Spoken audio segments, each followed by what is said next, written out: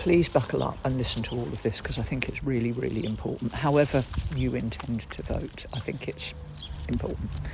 I've been reading the papers this morning on last night's debate, and I would like to remind all of you that it doesn't matter how good and how well you debate and how well you come across on television. That has nothing to do with how well you can or will lead a country. Firstly, the policies that you want to enact have to be realistic and achievable. You do not have to be an amazing person. What you do have to be able to do is lead a team, because in government, decisions are not made by one person alone. They are made by teams, and they are enacted by large groups of civil servants who don't get paid very much. They have to be doable. So you can promise everything if you are not going to get elected. And I have noticed that parties who have no hope of forming a government are promising a lot of things. Those things may be good things, they may be bad things. You know, I've always been very attracted to some of the Greens policies, but they're never going to make a government.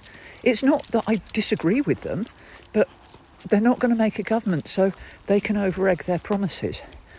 But here's the problem.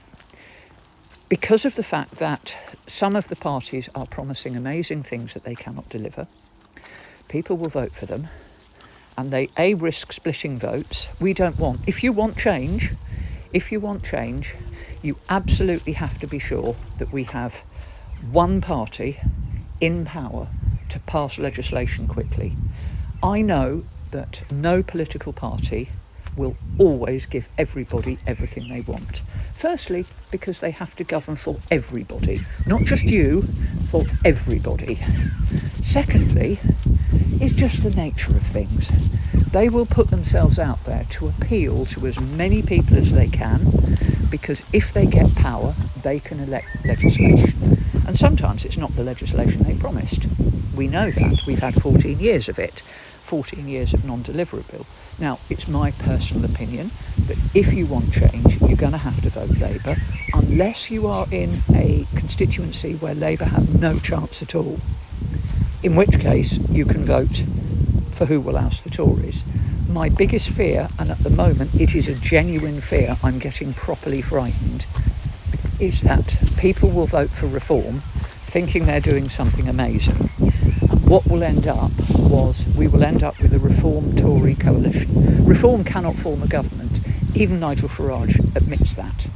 He doesn't expect it. We know we can't. They can't. They won't. But what they might do is have to form a coalition with the Tories. And quite frankly, that leads us into jackboot land. Please think carefully. I don't care how charismatic somebody is. It's what they can do, not how they seem.